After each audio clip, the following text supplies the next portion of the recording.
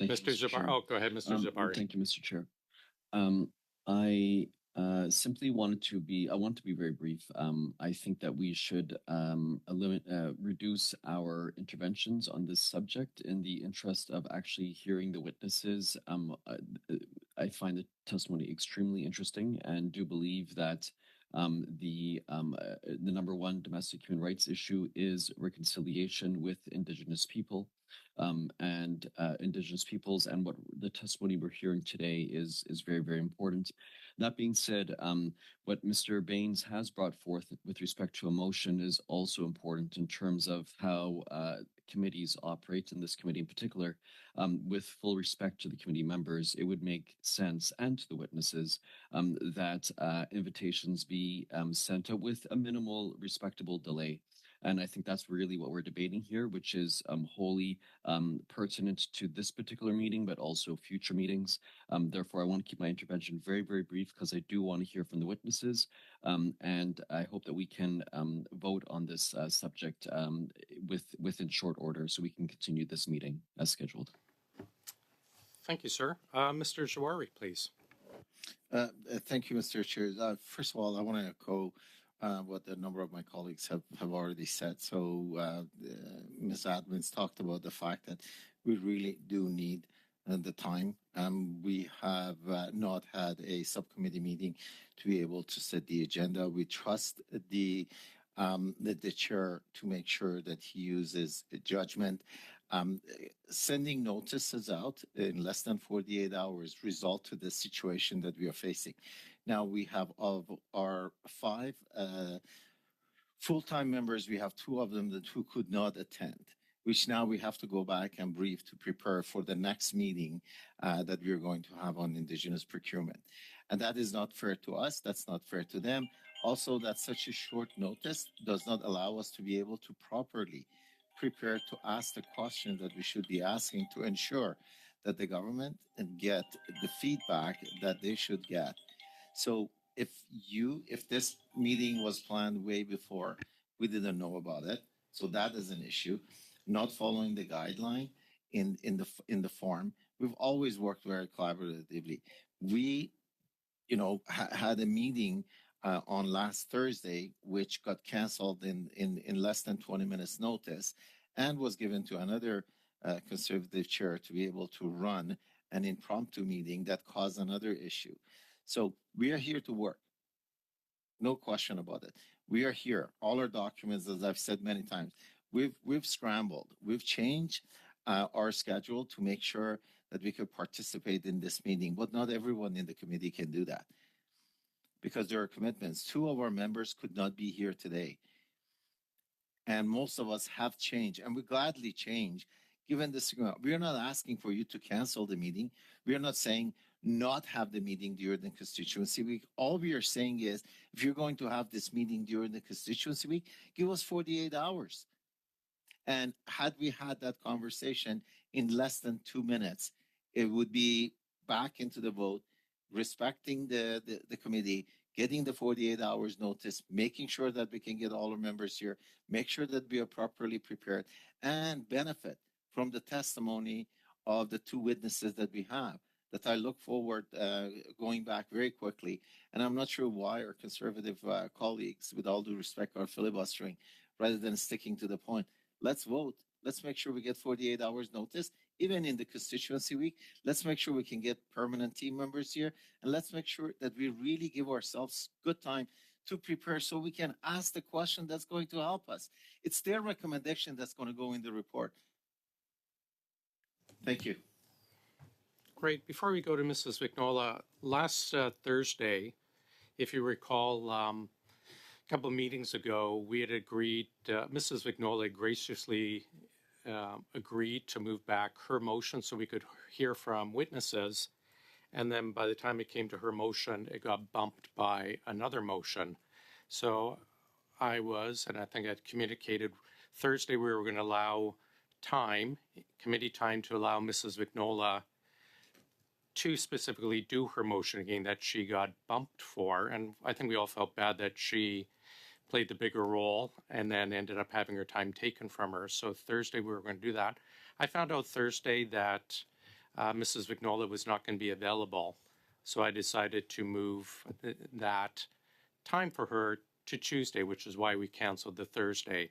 Extraordinary circumstances, again, to allow Mrs. Vignola the right to bring in her motion that kind of was taken from her in a previous meeting, but that's why Thursday was. Mrs. Vignola, go ahead, please, your intervention.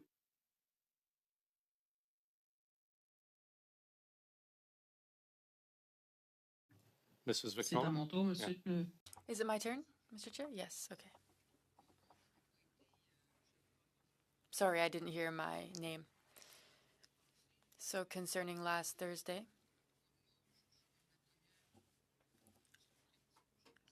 I was surprised.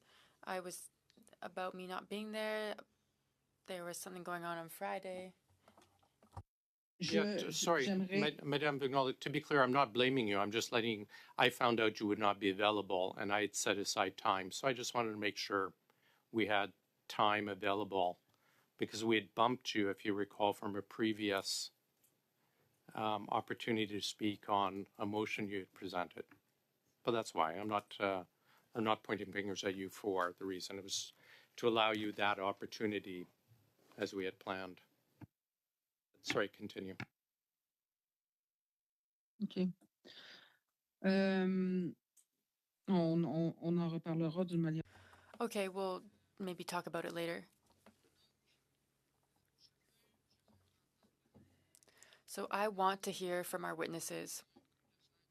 The goal of this motion is not to filibuster and to show how much each political party is so virtuous. The motion is just to remind everyone that it would be nice to be made aware of a meeting being scheduled more than 48 hours in advance because we organize our schedules and things can be complicated. Personally, I would prefer to be in person in Ottawa for different personal reasons. However, this was not possible with less than 48 hours notice. Precisely, we received just over 24 hours notice. So I was not able to drive 6 hours to be prepared, get enough sleep, and be there in person for the committee. And so I think it's simply a question of respect for everyone, including our witnesses. And we're not trying to open the door to filibustering. I think it's a friendly motion. I read it. It seems to be rather, again, friendly. And I don't think we need to politicize this any further. The presence of our witnesses is very important. What they have to share with us is very important.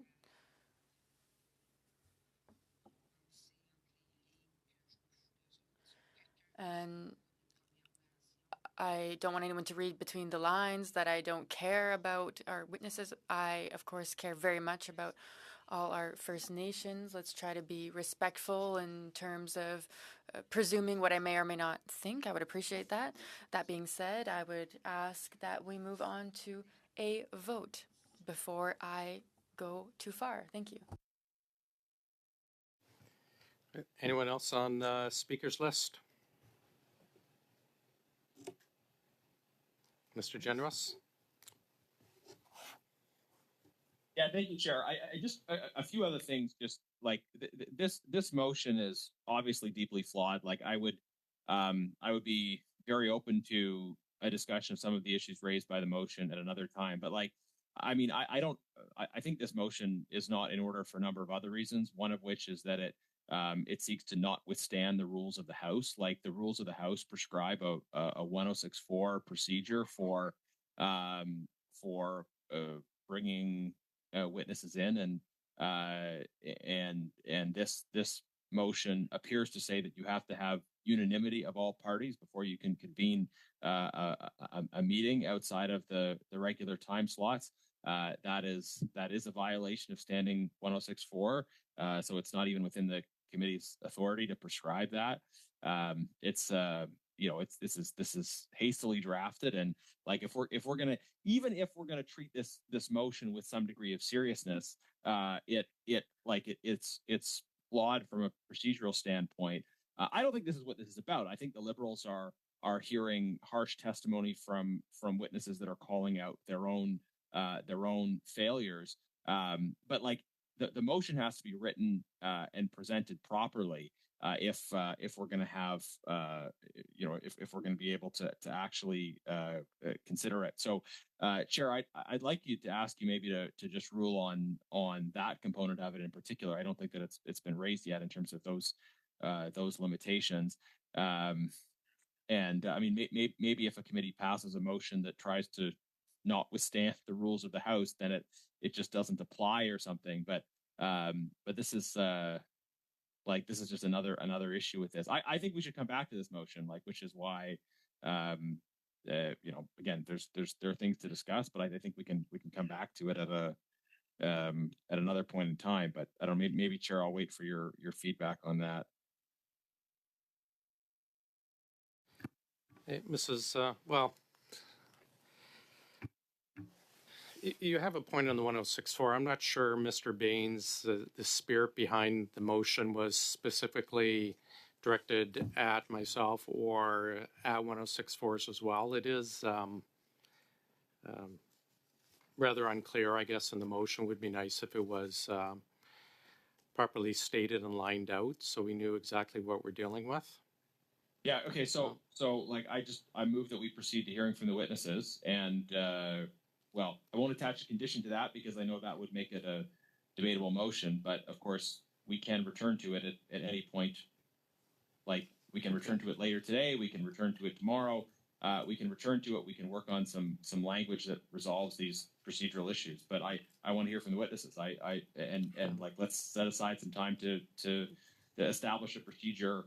If we want to establish a procedure around break weeks, let's have some offline conversations and let's do it. Let's try to be reasonable.